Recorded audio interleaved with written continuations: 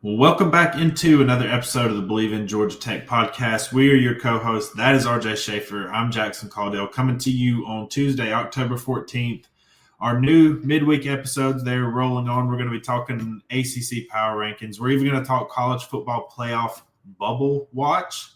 Like when we started this, when we were on this pod, when we I guess started this podcast a couple of years ago, I didn't know how far off in the Brick Key era we were from talking playoff bubble watch, but I think it's about that time. We talked last week that we were going to wait a little bit to do it because we don't want to start week 3 or something and we're already talking playoff bubble watch. But I think it's time we start at least acknowledging it a little bit and kind of looking at the landscape and seeing what happens. But before we get into all that, RJ, how you doing, man?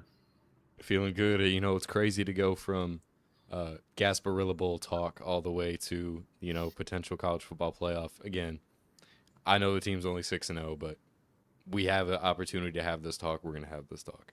And I hope we can continue to have this talk. It would be Yeah. good for us. It would be good for Tech. It would just be good for everybody all around. So let's continue that. But before we get into today's show, just want to remind you guys, if y'all would please subscribe to the channel if you haven't already. Would love to continue to grow with y'all support. Like the video if you hadn't already. Be sure to follow us wherever you get your podcasts.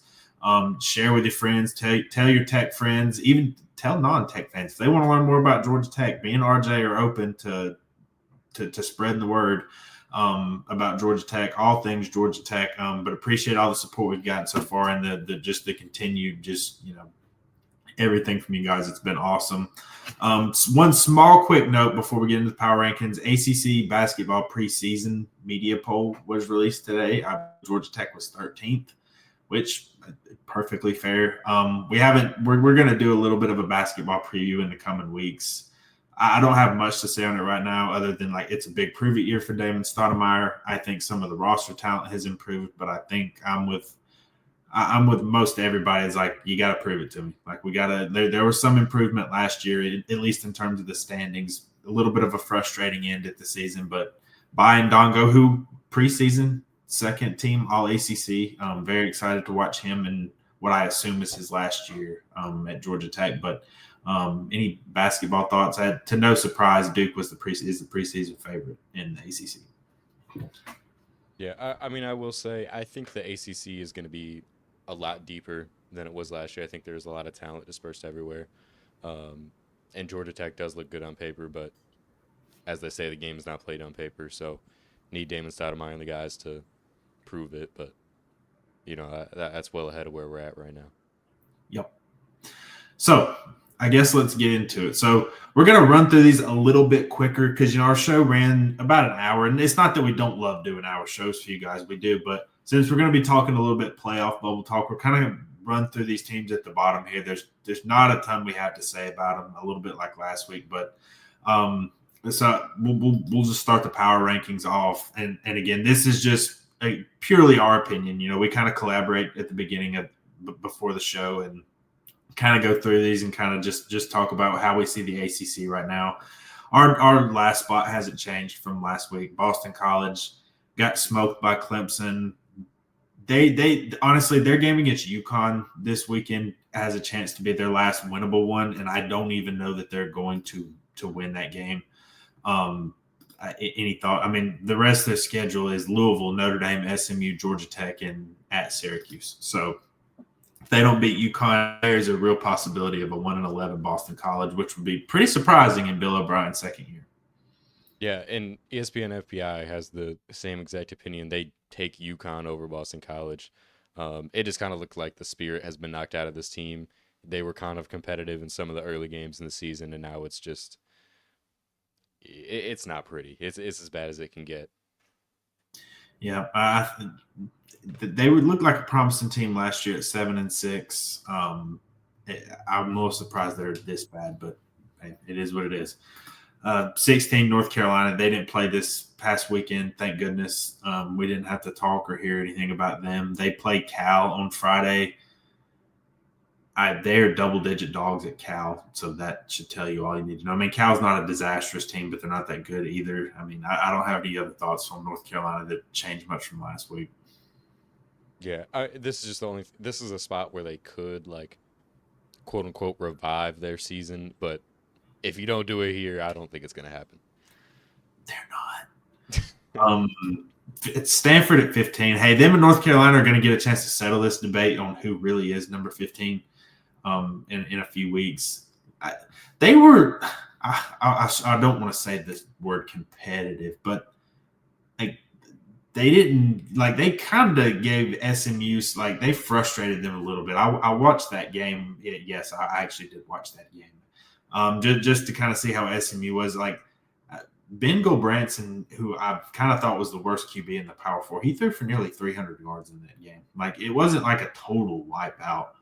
I still don't think Stanford's any good. I mean, they host a zombie Florida State team this weekend, so we'll see if Florida State can get up for that. But I mean, that's kind of what I got on Stanford.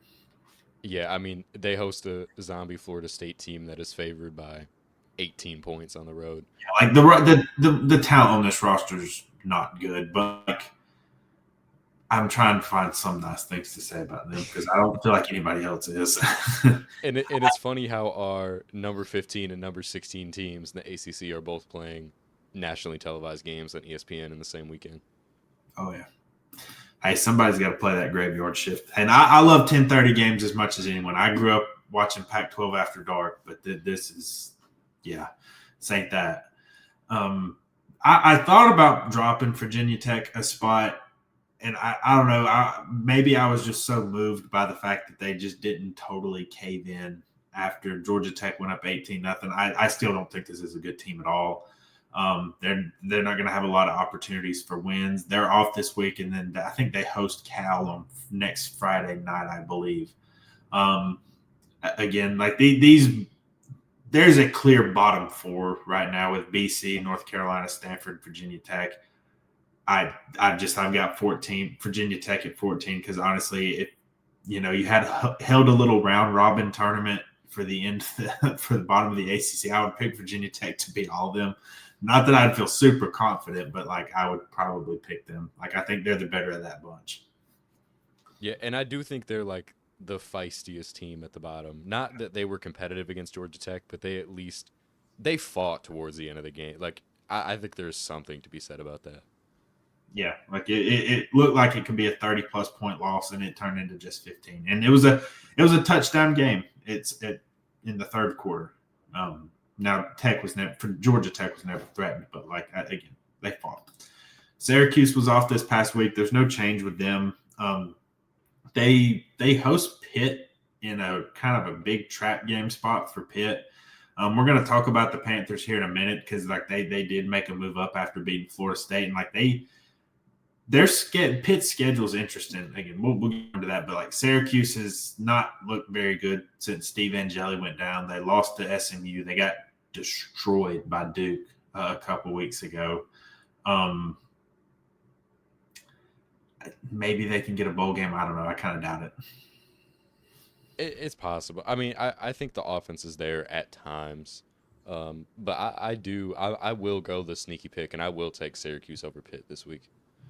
Well, and when you look at their schedule, they've got Pitt, Georgia Tech, North Carolina, Miami, Notre Dame, BC. They kind of need this one because like they're going to be big underdogs because Georgia Tech, Miami, and Notre Dame are all on the road.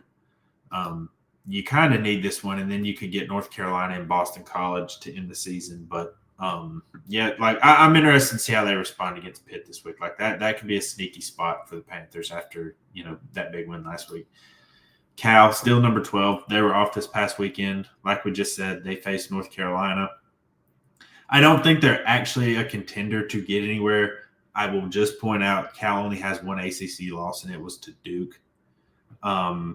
So like Cal still has some like I don't know if I should say like hope to get to the ACC title game, but like they're not totally dead yet.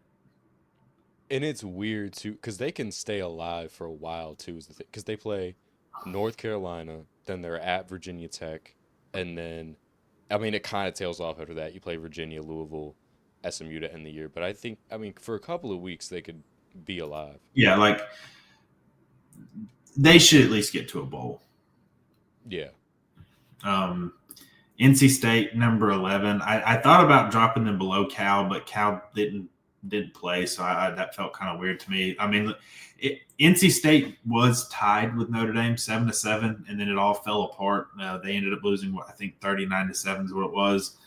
Again, we've talked about this team a little bit. Like, they have a very tough road ahead of these next few weeks. They're off this week, then they go at Pitt, Georgia Tech at home, bye week, and then at Miami, Florida State, North Carolina. If you include the North Carolina game as a win, you still got to pick off somebody else's for another win to get to a bowl game. They're pretty good offensively. Their defense is just a disaster. Yeah, I mean, they have a fun young off. I mean, most of the big players in their offense are young guys, which I think is cool. But I'm not as worried about NC State as I was in preseason. When we picked NC State to beat Georgia Tech, I'm not in that same field anymore. Is that just me that did that, or was that both of us? It could have been both. I'm honestly not sure. I knew I was scared about NC State. I mean, we'll still see what happens, but I may just have to wear that one. I mean, anybody can beat anybody, but yeah. We dropped Florida State to 10. I didn't want to drop them further than NC State, Cal, or Syracuse. Like, they do have the Alabama win. It looks like a fluke now, pretty clearly, but I think that just when you're debating these teams, like, you're really nitpicking, and I do think they still deserve a little bit of credit for that, just because of how good Alabama's looked. This team is dead now. Like, they were already on the brink last week, but you could have talked yourself into hey, if you win out, you have a win over Alabama, 10-2 could get you in the playoff, and you're probably still out of the ACC race because you have losses to Virginia and Miami, but you're all the way out now. And this is probably the weirdest ACC team, because you go in, you beat Miami, and then the loss to Virginia, you think maybe just Virginia's good. And then the big loss to Miami, and then the loss to Pitt, and now you're like, how actually good is Florida? I mean, I just think they're just cursed in the ACC. It's a shame. We bumped Clemson up a spot. Look, I don't think Clemson is fixed by any means, because we talked about it. Clemson has done this in this little weird era. Clemson had their dominant era with Deshaun Watson, Trevor Lawrence, and then they've kind of entered this weird, hey, we're still good, but not as good as we used to be. And they usually pummel bad teams, and that's what they're doing right now. They throttled North Carolina and Boston College. I by no means think Clemson is all of a sudden fixed or anything. We'll get into playoff talk a little bit later, but it would benefit Georgia Tech if Clemson would keep doing this, continue to win. I'm very anxious to see how they do against SMU this weekend. But credit where it's due. They've played two bad teams, and they've done what you should do when you play bad teams. Yeah, and it's just another weird ACC team.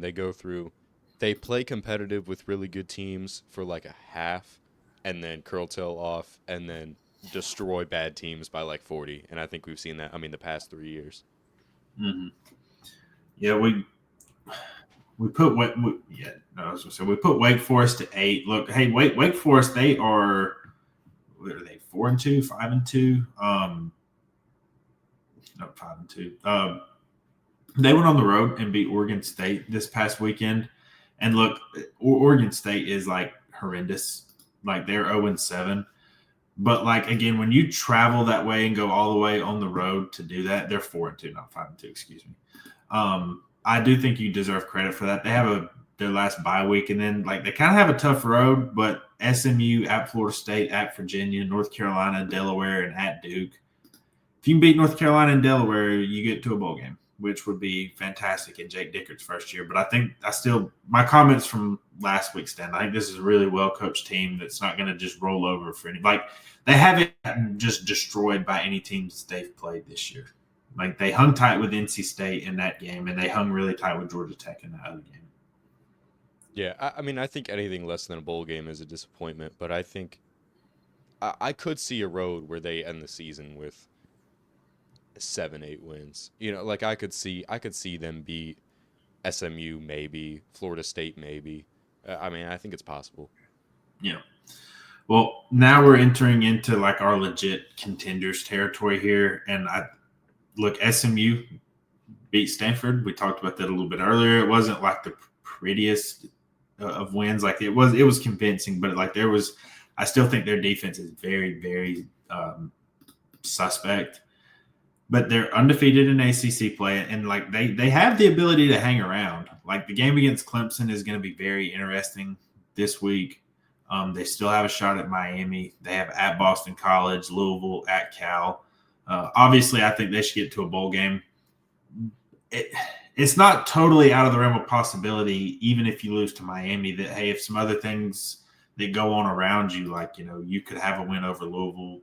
But it's just the fact they don't play Georgia Tech, they don't play Virginia, they don't play Duke. So you don't have an opportunity to beat one of those teams and get in there and kind of wedge your way into possibly playing an ACC title. Like it's even if you lose to Miami, like you're still going to be fighting an uphill battle.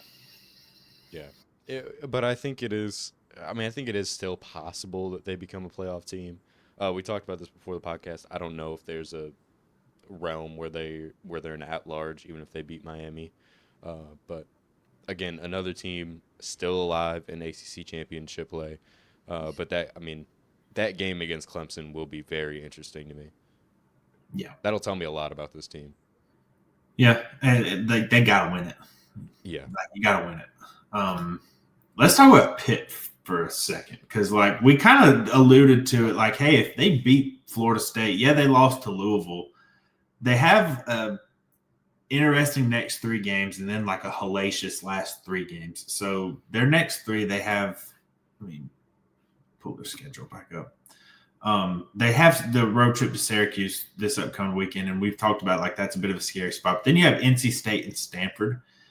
If you win these 3, there's a chance they are 7-2 heading into the last stretch of games where it's home against Notre Dame, at Georgia Tech, and then Miami. Obviously, the Notre Dame one won't count towards the ACC standings, but they could either still enter the ACC championship game. The thing is, you're in a position where you probably need to win both of those games. The Notre Dame one, again, is kind of irrelevant because they're not in the ACC. But if you were to beat both Georgia Tech and Miami, which is very, very unlikely, you very well could find yourself in the championship game. You almost certainly would. Yeah, and I think it's possible, but do I think it's probable? No, but with the win against Florida State, you at least crack the door open. Like, yeah, and I mean, their offense is a fun team. That's Pitt's a really fun team to watch. But again, I've seen this with Pat Narduzzi before, where they get big wins and then they go do something inexplicable. Like if they lost to Syracuse this weekend, it would not shock me remotely. Yeah, I mean, everybody remembers what happened last year. Start off the season undefeated. You're this super, hype team in the ACC, and then you go out and lose the rest of the games in your schedule. Go back to, we were talking about it before the show. Go back to the year they won the ACC and Kenny Pickett was a Heisman finalist. They lost to Western Michigan. Shout out. Yeah, shout out. And then they went, and then they beat Tennessee. Like they're an up and down team usually under Narduzzi, and I have a lot of respect for him. He's a coach. Whatever this team does would not surprise me at all. If you told me they finished 6-6 and just barely get to a bowl game from this point forward, I would be totally surprised. If you told me they were 7-2 heading into that tough 3-game stretch and then they played all those games competitively, would not be surprised. Louisville, number 5, they didn't play this past weekend. They've been in prep for Miami. This is kind of like you're in a tough spot if you lose this game. And you don't want to be in a must-win situation going to play Miami, but that's just kind of the way it is when you lost to Virginia. Like you lost a little bit of leeway there, because if you lose to Miami, you've still got games against Clemson and SMU. Could they win both of those? Yeah, I don't know that they will. And then, they have games against Boston College, Virginia Tech, Cal, and Kentucky games. I think they're all going to win. Like this team should still win at least 8 games. But, man, if you win this one, like you're really set up well in position to make the ACC championship game. But it's an awfully tall task. Yeah, absolutely. But, I mean, you talk about the schedule right after the Miami game. I don't want to say easy sledding because nothing's easy sledding in the P4. But, I mean, you play Boston College, Virginia Tech, Cal, and then you get Clemson at home and you got to beat SMU on the road. I mean, I think that's a very possible thing. It's just you have to go out and slay the giant first, which is probably the biggest ask. Yeah, I mean they're 2 touchdown underdogs. We'll see what happens. Like I'll always give Jeff Brom a chance. Um, Duke, number 4, they didn't play this past weekend. We all know who they played this weekend. Look, they are very much alive in the ACC. We'll kind of get into the playoff bubble watch in just a second. Like their only path to get to the playoff is to win the ACC, just because of how their non-con went. You lost by 26 to Illinois. Yes, we've talked about that game. Like it was much more closer on paper than it was on the actual scoreboard. You lost to Tulane. You've kind of given yourself like no leeway when it comes to that. Like they're in a very they're living and dying each weekend if they want to get to the playoff. We'll obviously preview and predict that game later this week. I'm still very much undecided on who I think is going to win, but this team is playing pretty well right now, and they are actually favorites in that game on Saturday. Yeah, and I mean, talk about one of the best passing offenses in the ACC, one of the best passing offenses in the nation. Again, just a really fun team to watch. I think there are a lot of fun teams in the ACC this year, but the thing about Duke is they're fun and they're legit. I mean, that's the reason why they're favored against Georgia Tech. That's the reason why FPI takes them. And it's kind of a funny thing because, if they beat Georgia Tech, that doesn't necessarily knock Georgia Tech out of the at-large Well, point. we'll get to that. Yeah, we'll get to that with Georgia Tech. But again, Duke is playing really well right now, and arguably their biggest test of the season on Saturday. Virginia, another team, didn't play this past weekend. They have I would even argue they have them just as favorable of a stretch as Georgia Tech does, because like Virginia also plays Duke, but then their other ACC games are Wake Forest, North Carolina, Cal, and Virginia Tech. I think both NC State and Pitt, who are on Georgia Tech's schedule, are bigger threats than anything Virginia's got outside of Duke. We'll see how that goes, but they got Washington State this weekend. Very odd non-conference game. They have to come all the way to Charlottesville. I will point out that Washington State hung very, very, very close with Ole Miss over the weekend. They nearly beat them in Oxford, and Washington State's not been very good this year. So I'm kind of interested to see, and I'm sure like that was kind of a wake-up call for Virginia. Is like, hey, we cannot take this team lightly. The jury is still out, I think, on how good Virginia is, because the Florida State win looks a little lesser, now over the past couple of weeks. I think the Louisville win's very good. I also like they're in a very tough position. I think I don't know if they could make it as an at-large. We'll get into that a little bit more on the bubble watch here, but like they could be in a position where even if they go 11-1 and get to the ACC title, they might need to win that game. Yeah, and I think the issue that the committee is going to run into is you lost to an NC State team that's really not that good, and there's might not make a bowl. That too, and you're going to run into a lot of other 10-2 Big Ten SEC teams that probably have a win over like a bottom 20 ranked team.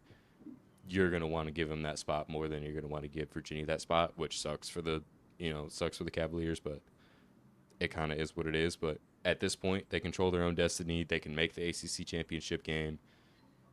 I think you got to go through and win it. You can't bet on, other teams losing at this point. Yep. Like I said, they host Washington State this week, and then they will resume ACC play in Chapel Hill next weekend. So we've still got Georgia Tech number 2. They did nothing this past week. It was a good win, 15-point win. We broke all that down on Saturday night. Look, it's the biggest game of the year for them. Look, we've been talking about this game. We didn't think it would end up being as bigger game than the Clemson game ended up being. But again, if you win this one, like you get a win over Duke, you have the tiebreaker over them now, and you have Syracuse, NC State, Boston College, and Pitt down the stretch. And you very clearly become the second best, like the number 2 favorite to get to Charlotte behind Miami if you win this game.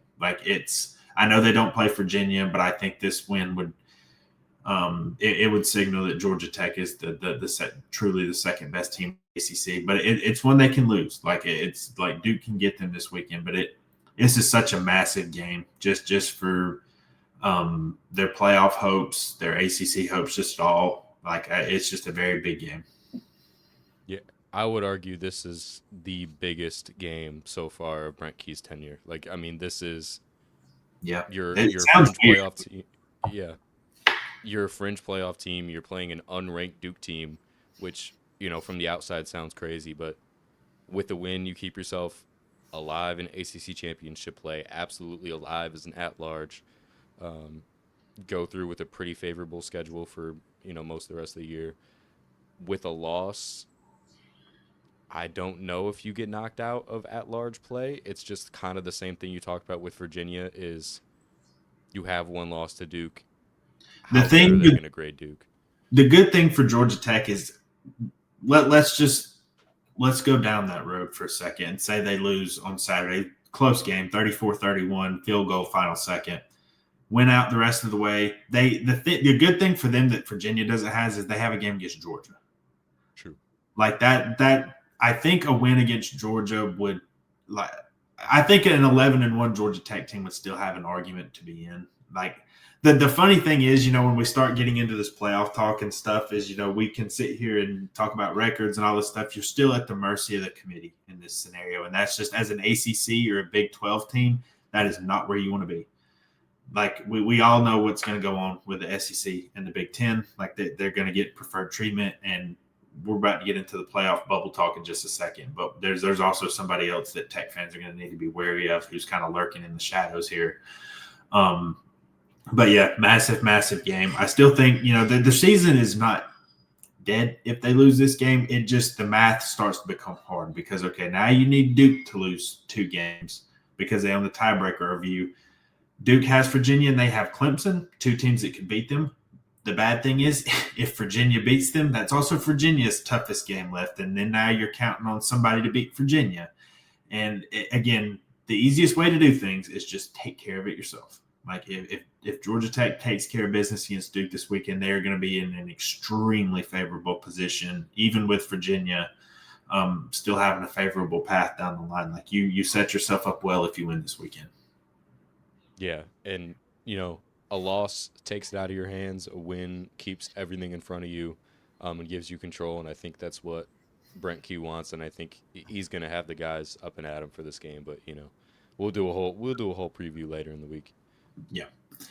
Number 1 still Miami. Look, they didn't play, but they have easily the best collection of wins in the ACC up to this point. They have looked like the most complete team in the ACC. I'm not going to talk about them as much as we did last week because they didn't play, but I think their odds of going 12-0 are pretty good. Never say never in college football, but this is clearly the best team in the ACC still. Yeah, and I mean, best resume, best chance to win the remaining schedule, best team on paper. Pretty much everything you can ask. I think Miami is that. Yep. All right. So this is going to be kind of a sprawling subject because the thing with playoff talk right now is there are so many teams even theoretically alive in this thing. And like some of the teams we mentioned, I'm sure will get laughed at a little bit. But it's like we were saying earlier, like technically with one ACC loss, like you can't shut the door on Cal and some of their easy schedule and like their ability to get to the ACC title game. But we'll just kind of go through some teams, different scenarios, talk about the conferences and like results that might be favorable to Georgia Tech.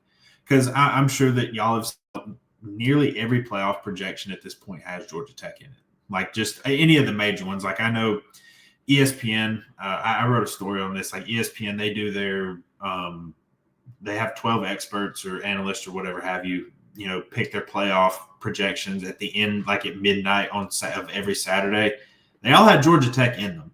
Some of the results were like interesting in like the matchups, as I'm sure most of y'all saw that you have a Georgia Tech Georgia possibility, which would just be like, it would just be amazing on like a number of levels, just in terms of like coverage and just everything about that. There's a few that had them going to play Alabama, and then there was a few Georgia Tech Oregon matchups. One of them was in Atlanta. A few of them were out in Eugene. I have seen a couple of Georgia Tech Ole Miss out there. Obviously, Ole Miss plays Georgia this weekend, so that's going to be interesting. But that's why we're talking about this now, is because like it's everybody kind of, even people that don't cover and talk about Tech regularly, know that like Georgia Tech has a very favorable schedule the rest of the way, and especially if they beat Duke, I think you really the possibility of them reaching 11-0 is very good. Again, I don't think NC State and Pitt are going to be walkovers, but they're going to be favored to beat them. It's just gonna be interesting if that happens, and then the different scenarios. Okay, do they need to? The easiest way still for Georgia Tech to make the playoff. We said it last week, and I'm going to continue to say it. We can talk about all these scenarios about, well, what if Georgia Tech's 11-1 if they lose to Duke, or if they're 11-1 with a loss to Georgia, and then they lose to Miami. What happens if they're 11-2 and make the ACC title game? The easiest way for Georgia Tech to make the playoff is finish the regular season unbeaten, beat Georgia. If you lose to Miami, I still think you're in. A win against Georgia and a 12-0 regular season record is almost certainly going to get you in. It's going to be pretty if it doesn't. So, but I think it gets them in. And then also, if you go 11-1, lose to Georgia, beat Miami, win the ACC, again, easy way to get in. Or if you just run the dang table, go 13-0, and you get the playoff. And at that point, you're talking top 4 seed. Yeah, and I think, the one thing that we keep talking about is you got to win at least one of Duke, Georgia. I think if you lose both of those games, and you're out. I don't think there's a chance. But as long as you go out and win one of those games, I think there are scenarios either way to keep you in. Well, I'll say this. As crazy things can happen in college football, there is a scenario in which Duke loses 2 games and Georgia Tech backdoors their way into the ACC title game and then beats Miami. So I won't go as far as say you're out, but you're out as far as an at-large bid. Yeah, I think it's a very slim chance, because if you lose to Duke, it's also a very slim chance you get to the ACC championship in general. Plus, you have to go out and beat Miami. Yeah, and this is we'll kind of go through the conferences right here and kind of talk about what we think would be favorable to Georgia Tech, and kind of talk about some of the biggest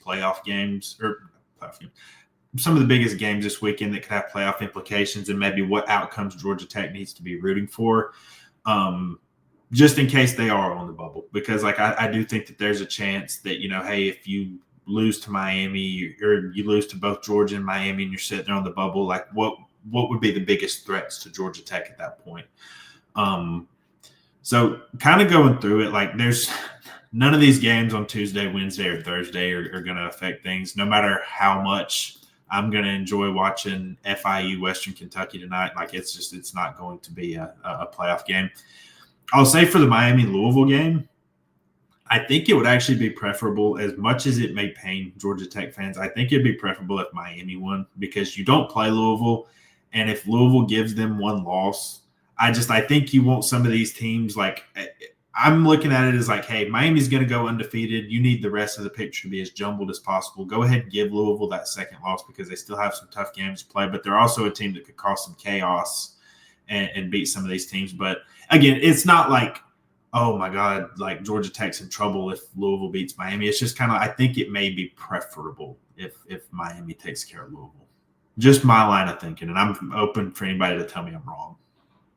Yeah, and I think I also come from the perspective of, if you go to the ACC championship game and you play Miami, my thing is, I think you always want your opponents to have the best record as possible, even if you're fighting for them on the bubble, because if Georgia goes out and they win out every game for the rest of the season, then you go out and you go out and you beat Georgia, that win is going to look a lot better. If Miami's 12-0 and you go out and you lose that game by a touchdown or whatever, that loss is going to look a lot better. So even though it might pain Georgia Tech fans, it might pain me, you might have to root for Georgia in a game or two, just so they stay, in the higher echelon, so that if you beat them, that game actually matters a lot more. Yeah. And kind of, again, this is just kind of how me and RJ kind of thought about it. So we talked a little bit pre-show, just kind of how we saw the playoff picture right now, and kind of how I'm operating right now. I want to preface this by saying, college football is crazy. Anything can happen. I'm not guaranteeing anything. And if any of this becomes wrong, feel free to mock me for it.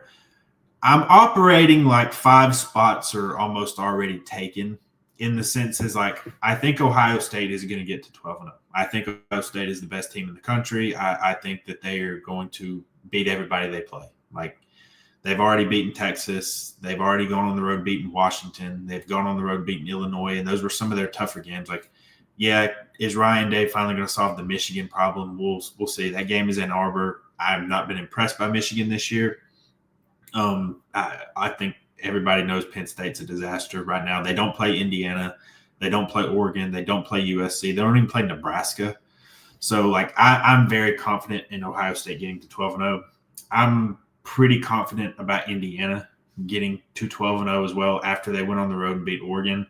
I know Indiana's not everybody's favorite team, but they are really, really damn good. Like going on the road beating Oregon, like that's really impressive. They also, again, they don't play Ohio State. They don't play USC. They don't play Nebraska. They're going to be playing a zombie Penn State team. They don't even I don't even think they play Washington, if I'm not mistaken. So like, it's a very favorable path for Indiana to get to 12-0, and then they match up with Ohio State in the Big Ten title game. Right now, again, I know Miami has not been the most trustworthy team. I think they're likely to get to 12-0. I just think they're that much better than everybody they play on the rest of the regular season schedule. Another team that we haven't, I know we're mostly Georgia Tech, ACC focused here. I think Texas Tech probably gets to 12-0. I think when I've watched them, like just they're that much better than everybody in the Big 12. Like I think they're that much better. And then somebody from the group of 5 gets in, whether it's Memphis, whether it's South Florida. Man, last week I think me and you caused the Marshall Old Dominion game. Like we were messing around saying Old Dominion was playoff contender, and man, they got freaking smoked. Yeah, Marshall. Like that was not like a close game. They got beat down by Marshall. It kind of took the air out of the Old Dominion James Madison game this upcoming weekend. I think more than likely the G5 team is going to be whoever wins the American. Again, I think James Madison is still alive for that. Like the MAC and the CUSA are out of this, as much as I love those conferences. But yeah, it's probably going to come from one of those. Look, the American race is still fascinating. You've got Navy, Memphis, South Florida. South Florida just beat North Texas. It kind of took some of the wind out of their sails a little bit. I'll still say, like, it's not insane that UNLV gets in there. I don't know that Boise's really got a shot anymore. Like, they've already got 2 losses, even though they were to South Florida and Notre Dame. UNLV is still unbeaten. They play each other this weekend, so I will say they're technically still alive. They're a fun team to watch. Their defense is something. Their offense is very fun to watch. But so yeah, just long story short, I'm kind of the way I look at the playoff right now, at least to start, is all right. There's 5 teams that are in. Those 4, and then like whatever group of 5 you want to put in. Like, would you push back on any of that at all? No, I completely agree. Yeah, it's just it comes from how good I think the teams are in the very favorable schedules. Like that's just what it comes down to for me. That leaves you with 7 spots. And that's where, again, obviously Georgia Tech to me clinches a playoff spot if they go either 12-0 in the regular season, lose to Miami. If they go 13-0, win the whole thing, they're probably a top 4 seed, I would imagine. They definitely will. There's no imagining that. Yeah. And then if they go 11-1 in the regular season and then beat Miami in the ACC title game, you're in. Like those 3, like you're locked in. There's no doubt about it. But obviously, we have to open up the possibility that either Tech could be 11-1 or 11-2. 11-1 being, hey, maybe they lose to Duke. Duke gets to the ACC title game and plays Miami, but Georgia Tech beats Georgia. What happens then? Or Tech starts 11-0, loses to Georgia, to Miami. I think that's kind of been a scenario a lot of people have thought about. Is like, okay, what happens to Georgia Tech then? So we'll start with the conferences before we kind of get into more of the games. I think from a conference perspective, starting with the SEC, you need as much carnage as possible right now, because I think the SEC is the deepest conference. But I also think, I don't know that there's just one standout elite team right now. Truthfully, I think Alabama is probably, like, gun to my head, the best team in the SEC right now. but like I don't think there's much separation from them. Like, Ole Miss is still undefeated. Texas A&M still undefeated. I think Texas A&M is really good. Georgia is still lurking around with one loss. Tennessee is lurking around with one loss. They play Alabama this weekend. Missouri still has one loss. They're not totally out of it yet, although like they're more on the brink because they actually, for an SEC schedule, it's pretty light. Like it's like Missouri probably they can't afford too many more losses. Vanderbilt is still in it. LSU is still in it. Like it's just Oklahoma and Texas are still in it. So like from a Georgia Tech perspective, to me, you need as many 9-3, 8-4s in here as possible because again, this is not saying what I would do. My worry is if you got down to the 11-2 scenario with losses to Georgia and Miami, there's a chance Georgia Tech doesn't have a win over a currently ranked team. And I can just tell you they're going to pick a 9-3 SEC team. Like they're going to.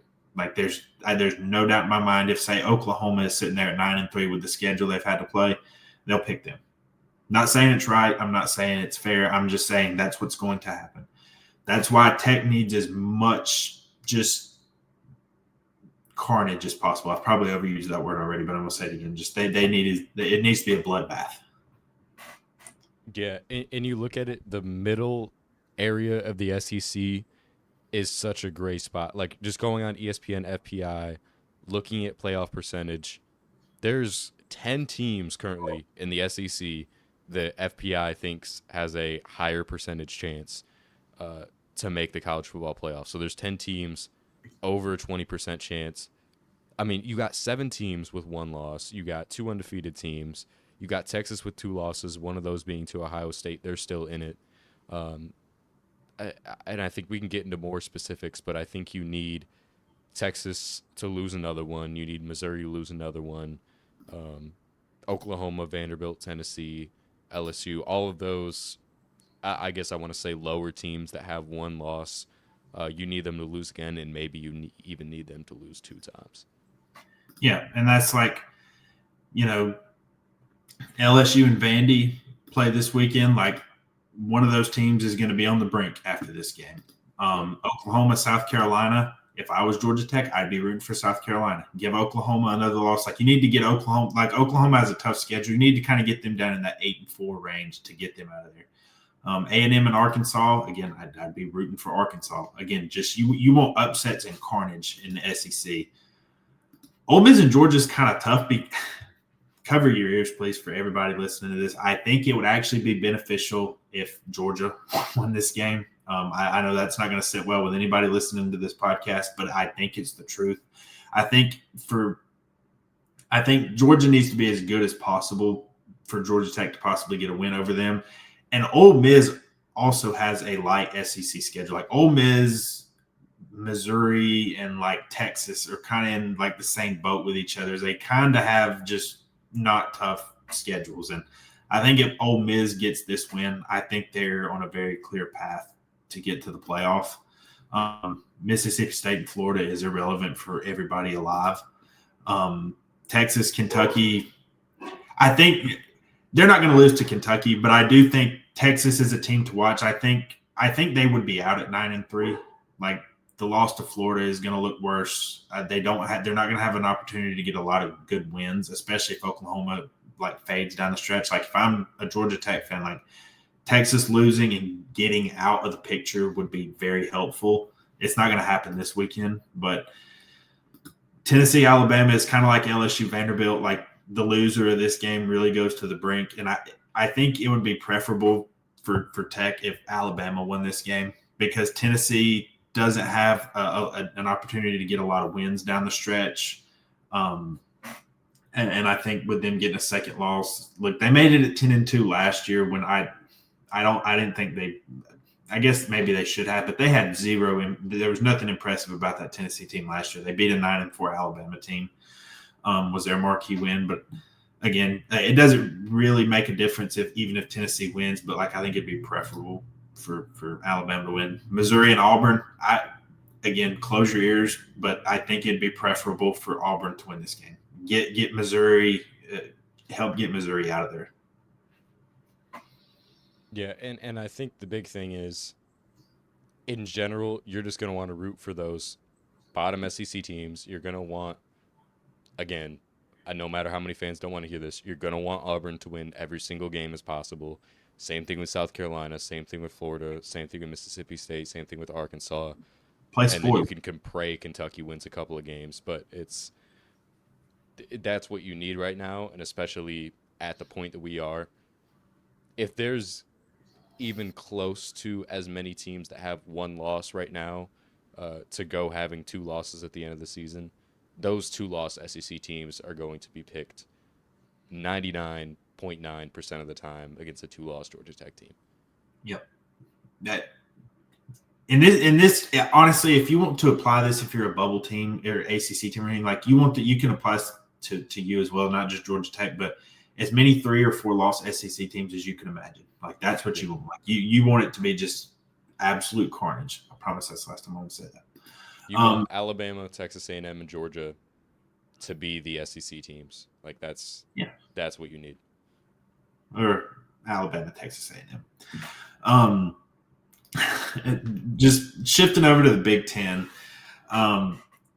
There's not as many. So like the SEC still has a lot of teams that are technically alive for playoff spots. Like that's obviously going to winnow down. The Big Ten's already shortened up because I think like everybody knows that Big Ten is not a super deep conference. It's really good at the very top, but it's not as deep. Look, I said Ohio State, Indiana to me, or nobody's a lock at this point. I favor them heavily to get to 12-0. Oregon is a very interesting team right now. It was kind of the most interesting team I think me and RJ talked about at the beginning. Like if they'd have beaten Indiana, you could have basically flip-flopped them in Indiana's position as far as like his locks to get in. So Oregon has kind of a soft schedule up until their last 2 games when they play USC at home and then go play their biggest rival, Washington, on the road, which is a tough place to play. And we'll get to Washington in a second. I think the 2 teams that have the potential to absolutely piss everybody off that gets in is a 10-2 Oregon or a 10-2 Notre Dame. Because a 10-2 Oregon, because the thing is, and this isn't fair to Oregon necessarily, but it's like the win against Penn State is just not good anymore. Like that's the thing about Oregon is you kind of have to look at them. I still think they're excellent, but like you have to reevaluate them just a tad, just because again, like your wins are Penn State, Northwestern, Oklahoma State, and then like they had like 63 total yards against Indiana in that second half. Like I saw somebody else say it. They got stuffed in a locker, quite frankly. Like it was Indiana like outmanned them in that game. I don't think there's a world in which they lose to both USC or Washington. Obviously, that would knock them out. If they go 11-1, they're getting in. Even if they don't make the Big Ten title game, like they're getting in. Oregon would be fascinating at 10-2, just because their resume would be kind of thin. But I think they would pass the eye test for a lot of people. Well, again, you can agree with that or don't. That's just what I think would happen. So Oregon is going to be a team I think to root against as far as picking up another loss. So actually what might end up being the most interesting team that could just cause chaos and either make the playoff themselves or just ruin others is USC.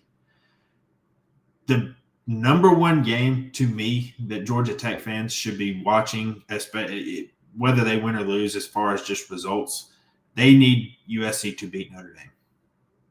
It's probably the last legitimate opportunity Notre Dame has to lose a football game this year. I'm going to save my rant for if Notre Dame gets in the playoff at 10-2 with the schedule they've played until they actually get in and like I have a chance to gripe about it. But I think if they get to 10-2, I don't think they should be in. I think they probably get in. They are one loss away from, getting booted out of there, though. I think it would just be in the best interest for any bubble team and Georgia Tech if Notre Dame were to take an L to USC this weekend. Yeah, and I think there's a lot of teams on that bubble. If Notre Dame loses again, there is no justifying them being in the play. Like that would completely 1,000, 1,000,000% eliminate them. Yeah, I mean and then like the thing is, The slight downside to it is if USC wins, USC all of a sudden jumps up in the contender rankings, like because like they still have games against Nebraska and Oregon, but like they would be 6-1 with wins over Michigan and Notre Dame, and like their Big Ten hopes and their at-large hopes would still be very much alive. And then you can turn around and say, all right, now it's time to start losing USC. Like, that's the other thing. Like, you kind of want the Big Ten to be no more than a 3-bid league. I think it would be better for Tech if the Big Ten were to somehow only get 2 in, and that's why I was talking about Oregon. Like, I think Ohio State and Indiana are almost certainly getting in. Like, I think they're going to get to 12-0 and get in. But like the teams I still think are a little bit alive. Like Oregon is still alive, USC is still alive. Washington is actually alive. They're 5-1. Their only loss was a 24-6 loss to Ohio State, in which they were competitive for a half. Just Ohio State's defense is unbelievable and shut down Washington in that game. They don't have a super tough schedule, and they get Oregon at the end.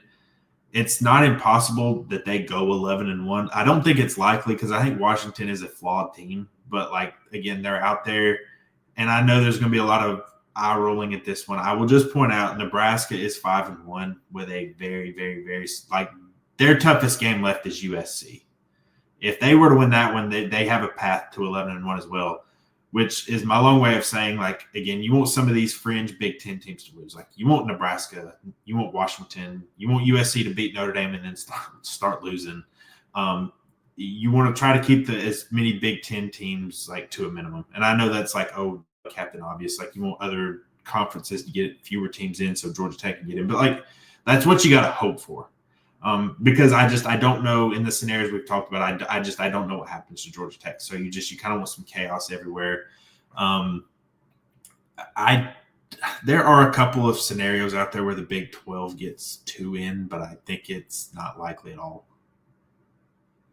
I don't think so either. But while we're on Big Ten for a second, I do want to throw Illinois in there too, because they already have a win over USC. They only have 2 losses. If they go out and win out, they would have wins over USC and Washington. I mean, they would have the loss to Indiana. They would have the loss to Ohio State.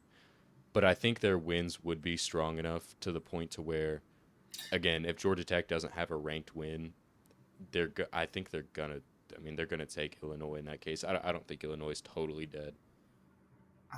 The only thing is they got blown out in both those games. Indiana beat them by 53. Now, the case would be strengthened if, say, Duke were 10-2 in the ACC title game, because they did go down to Duke and beat them. Yeah. So I'll say in that scenario, if they have those 3 strong wins, maybe. I find it very unlikely that happens, but we'll see. But yeah, the only scenario I see for the Big 12 to get 2 teams in would be if, say, Texas Tech does get there undefeated, Utah gets there 11-1, and then Utah beats Texas Tech, because I think Texas Tech would still get in that scenario. Yeah, and I think BYU is still. I mean, they're another team that's, again, like, they're technically alive. They're 6-0, but I mean, I think Utah is going to beat them this weekend. They still play Texas Tech. They play Cincinnati down the stretch. They have a lot of, hard Big 12 games. So I do think BYU is a solid team. There's a reason why they're 6-0. Honestly, ESPN FPI has them over Utah in terms of playoff percentage. But I think when it comes down to it, what's really going to happen, I think you're going to see BYU probably curtail off. I mean, their best win this year is probably, Colorado, Arizona, however you want to do that. They still don't have a quality win. But, again, there is a world where they go 11-1 with a loss to Texas Tech. I could see them getting in because, I mean, you would have the win over Utah and the win over Cincinnati, but still, it's a long shot. Yep. All right. Well, there's a lot of hypotheticals that go into all this. And so, we're not going to just go on forever about this. But again, in the event that Georgia Tech is on the bubble and doesn't win the ACC or anything like that, you just chaos. Like that's just what you want. Like that you want chaos and you want it as much devastation as possible. But hope that was at least an interesting conversation. For our listeners, kind of a midweek episode before we get into the preview, before we get into everything in the actual game later in the week. So again, we try to provide different angles to what's happening with Georgia Tech season. Obviously, like this is the first season in quite a long time that they're in the discussion for some of these type of things. So that's why we kind of wanted to bring it to the forefront. So appreciate anybody that's tuned in and listened. Any thoughts before we get out of here, RJ? One thing I do want to say, want to give a shout out to Miles Brooks, what he said on Twitter, talking about Georgia Tech being a winning program. One of the biggest parts is, obviously coaching on the field play is a huge part, but one of the biggest parts that, creates perennial winning programs is fans showing up. Fans showed up last week, but again, tell your mom, tell your brother, tell everybody we need Tech fans at games. We need, as many people as possible to keep this season rolling and, possibly get into a college football playoff and maybe host a playoff game. That's all very alive, but, it's equally the amount of impact you can get from fans, you can get from coaches and players. A good home atmosphere is worth, 10 to 14 points in a game. Absolutely. Couldn't have said it better myself. And I'll leave you with it again. If you guys haven't subscribed to the channel, would love it if you would. Tell your friends, tell your family, tell your enemies about us. Leave us a glowing 5-star review if you are so inclined over on wherever you follow us on podcasts, wherever you do that. And we will be back Thursday with our game preview. It's going to be our biggest game to date. And it's going to be a lot of fun. So appreciate you guys for tuning in, and we will see you guys on Thursday.